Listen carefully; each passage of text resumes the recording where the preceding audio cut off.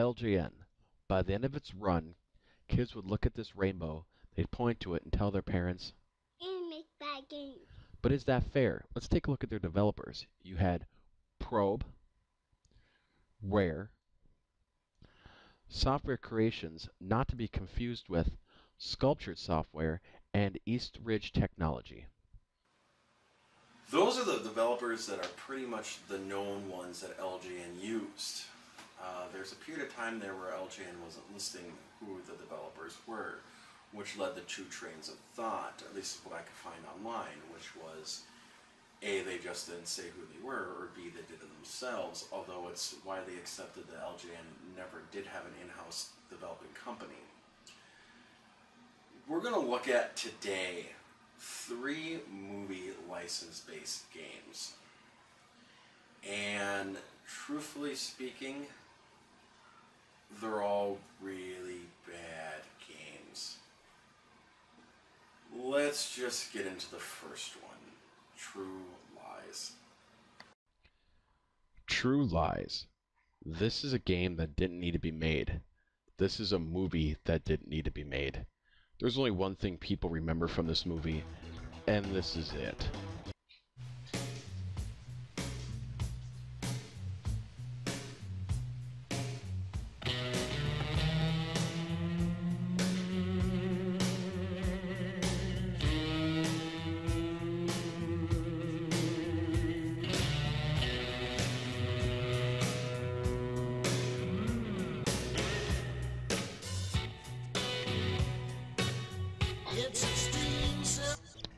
Let's look at the options for this game. You got normal and hard. Wonderful. Let's just start this. In the 16-bit era of gaming, they decided it would be a great idea to take screenshots from the movie and put them in the games. Didn't work so well. I don't have the footage for it, but when I first entered here, I just went in guns blazing. Not what you're supposed to do. So you'll notice you're just walking around getting guns, and you got the waiter over there, you got the guy on the phone, completely oblivious to the guys with the guns. If I sound less enthusiastic about this game than others, it's because this is truly one of those bad LJN games. The camera is set the way it is, and for some reason the controls want to move you in diagonals, but everything is set to move up and down. So you get stuck on things a lot. And I could shoot them, but everyone's gonna get mad. So I'm just gonna walk around, I'm gonna get the ammo, I'm gonna get the shotgun, I'm gonna get the passcode, and I'm gonna head upstairs. And I'm thinking everything's fine, and they open fire.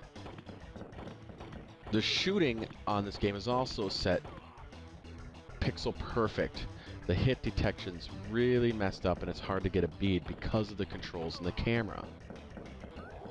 So, the passcode, now we need to leave. I want to notice here, point out, blood. Very rare that a NES game got away with blood. It wasn't until Mortal Kombat that Nintendo actually even allowed it, and even then it was very rare to see. The shotgun's nice. It's probably the only weapon worth anything, you just don't get enough ammo for it. Again, guy on the phone doesn't pay attention. I have to go back upstairs to get outside. Bad level design. Yeah, you shoot them, they get mad at you. You get stuck here, you notice those guys in the back, they're not doing anything. AI is terrible. This next part, you don't have to shoot or do anything. You're just gonna dive the whole time. Just rolling. Let's get more appropriate music for this, shall we?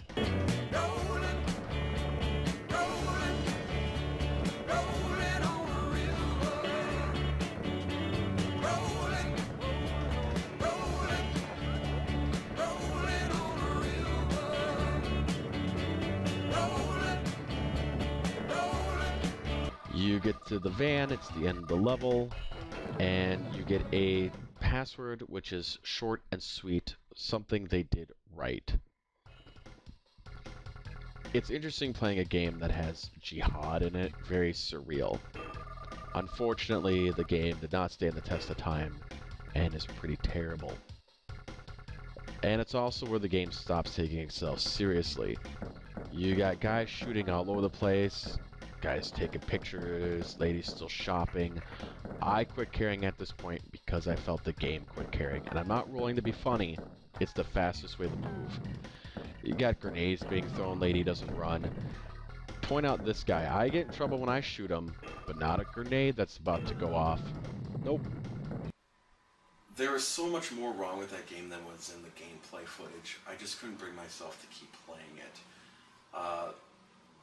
The only thing of note with that game was it was very surreal to see Crimson Jihad in a game that was made almost 15 years ago.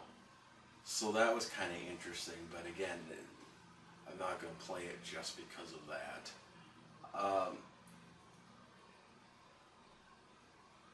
I said I wasn't going to get upset during these reviews, and I'm trying not to, but that one was just absolutely obnoxious, spending way too much time getting the gameplay footage for it. So, to punish myself even further, I went ahead and played Beetlejuice for the NES. No, not that Beetlejuice, this Beetlejuice. So, say it once, say it twice, third time's the charm, and remember, I'll eat anything you want me to eat, I'll swallow anything you want me to swallow. Come on down now, chew on a dog! This doesn't look bad. That looks like Michael Keaton. That's not bad, the music isn't too obnoxious. It's more reminiscent of Bugs Bunny's Birthday Blowout than anything I've heard in Beetlejuice. Also, I didn't think you could be outside in Beetlejuice. I don't know. You know, they should have just used the theme song, like this.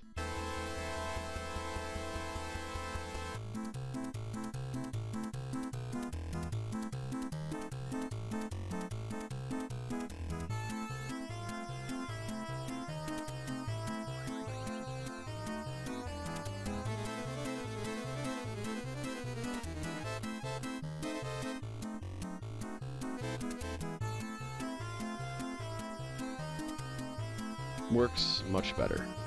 At least I think so. So in this game, there's books that give you hints and clues. Not that they help. You have these stores where you get your extra lives and your attacks from. And you have classic bad LJN programming. Like that. I have 45 minutes actually of footage of me trying to figure out where to go here. And finally, in frustration and just getting attacked by the bees, I finally decided to take out the beehive. Wonderful. Let's take a look at the bosses. This is the first boss in the game, and every boss works the same way. You just hit them over and over till they hit the back wall and they die. Voila. Nah, nice cutscene. Only one in the game. So now you go to a sewer level. Of course, now I want to show you. Here I am just racking up points because I didn't know, but if you die on a boss and you have no scares, it brings you back to the absolute beginning of the stage. I'll show you. So here I am, high, running out of scares, dying, and there I am back in the beginning. So not sure what this football guy is, but get rid of him. And finally to the house to get the daughter. We come for your daughter, Chuck. So here the game takes a different feel. The camera angle completely changes. There's these doors that won't open unless a certain number of enemies are killed. I think that's because there's no bosses. And there's this door that will follow you around, and if you touch it, it takes you to the desert world or Saturn. And it's not a bad representation. Actually looks really good. And there's the sandworm. And again, not bad for what it is. The part where the game takes a major departure from the movie, of course, is where this is the thing that gets Beetlejuice in the end, and instead, you have to fight this thing. Like that. And the doors will keep reappearing, so you have to keep refighting it. It's real fun. That's a nice model. Nice fucking model! It's the model. Finally, the place where they meet Beetlejuice in the movie, you're finally at, almost at the end of the game. Now, what I'm not showing is this place is just a maze. So, I'm just getting up my scares, so let's get right to the last boss. Who could it be? Something not from the movie. This is probably one of, if not the worst movie-based adaptations. So let's just beat this boss. And let's see where we go after this. Any guesses? Where would we go?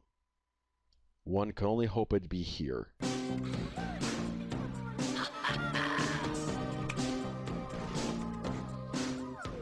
But no, we're back in the attic, and we have to find more stuff. Wonderful. And then we go through a bunch more mazes until we get to the chalk door from the movie. And then where do we go from there? There's no boss, there's no anything, and you're here, and all you're doing in this level is you're running around finding 6 numbers that represent a ticket, like that, to get to a door. Why? There's no explanation. The ending's terrible. It's just him spouting lines from the movie about how awesome he is. I don't understand this game. So that just wasted over 5 hours of my life and about 4 minutes of yours. You're welcome.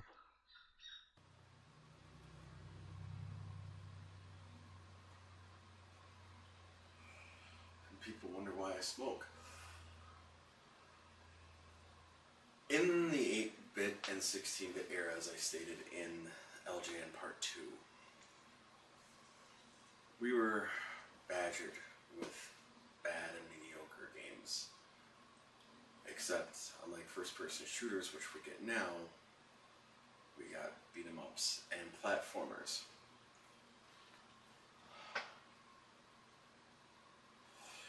If it was a bad beat-em-up game, it was just boring with a couple cheap bosses, usually.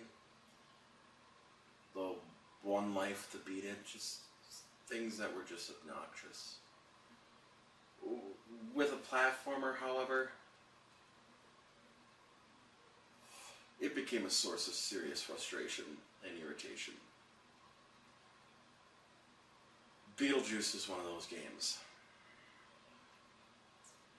which is really surprising, and I don't know if you caught it or not, but I made a reference at the beginning of that video when they showed that Rare was the company that made that game, that they made something so bad, considering they made what is generally considered the best game ever made, arguably, for the Nintendo 64, GoldenEye 007.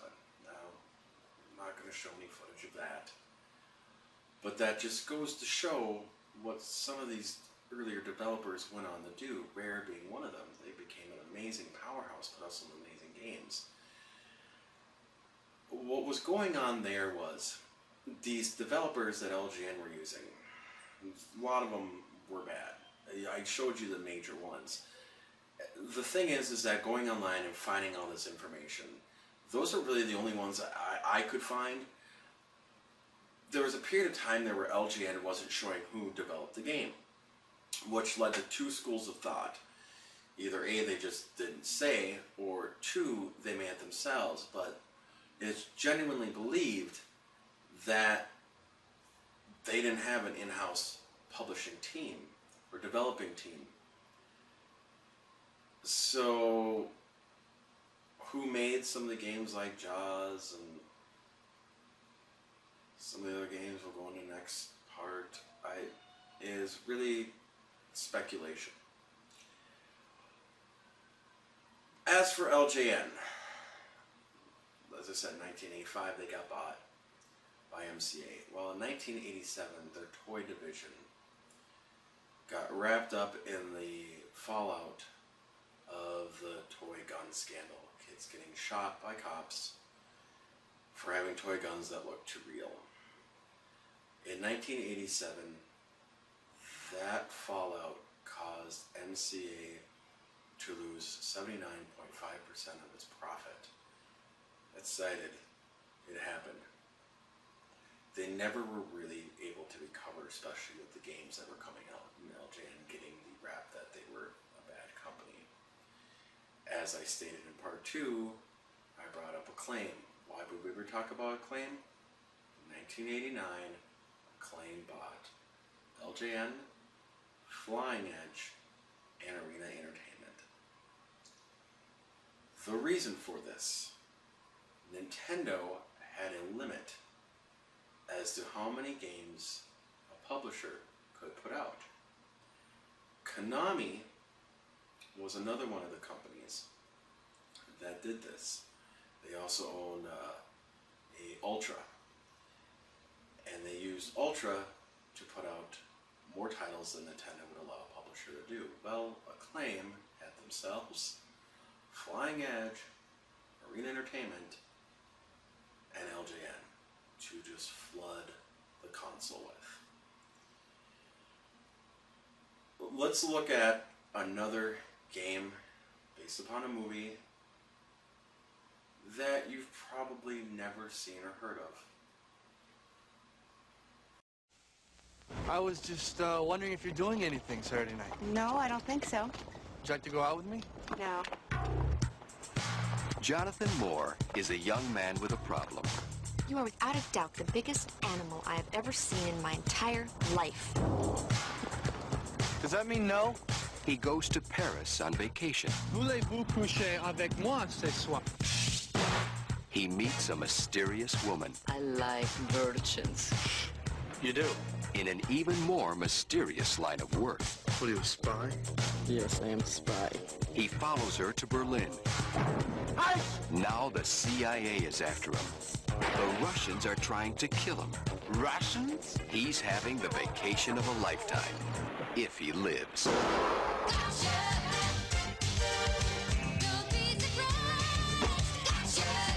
Gotcha.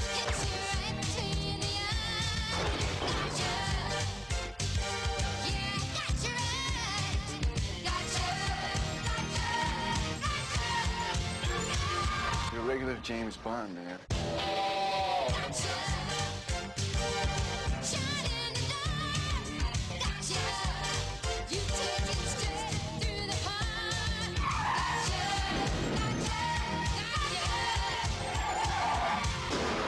Gotcha. So 2 years after that very forgettable movie was made, they made a game for it. And it uses the gun and a controller. Let me explain. In one hand you have the controller moving you either right to get the flag or back left once you have the flag. In the other hand you're using the gun to shoot the other paintball combatants and capture the flag. Once you do that, then you move back to the left with the control pad. The thing is, especially in the early stages, it just allows you to get past the enemies quicker. You don't have to really fight anything, so it becomes very boring in the beginner levels. The only time moving left or right really makes a difference or comes into play is when the other team has your flag. Then you're moving to capture them before they can get back and win. So then you're moving to the left. Now, something that always intrigued me was how the gun worked. There was that white space, and as long as you aimed and were inside that box, it counted as a hit. If you're outside, it was a miss. Now, I'm playing this on an emulator. I had to get you the footage somehow. The major problem with this game, there's only 3 levels. And there's no ending. So really, it's just who scores the highest between you and your friends, which the game becomes very boring very fast. This being the second level, Nintendo always hated punks. Every enemy was a punk. And the third level, I actually like this level because you have the ducking down, makes things a little bit more interesting. Now you'll see the crosshair on the bottom of the screen every so often. that's them getting a shot on you. Once that levels out, you're shot and it's game over. This isn't a bad concept, honestly. Using the controller and the gun. I think had more light gun games done this instead of a rail and implemented it better, making it a little bit more high-paced, high-stakes, it probably would have been a very interesting concept that made the gun a lot more fun. As thus, it's just a nuisance, and again, a mediocre game done to a mediocre LJN. Yeah. Again, the idea of, let me show you. This will be my Zapper. You have the controller, and you're doing this. Now, it's only left or right, so it's just, you know, after about 10-15 minutes, you get real used to it. It gets to just be this. It could have been a lot more entertaining, a lot more involved. So it just was, it was like, why am I using this? Why isn't the screen moving for me? Instead of it going, wow, this is a really cool idea. Let's have them use more of the control pad. So, and I owned the Zapper at one point, and they broke really easily.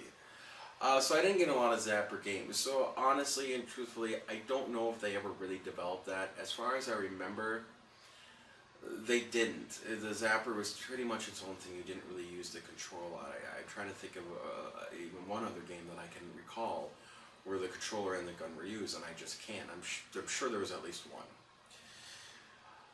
Well,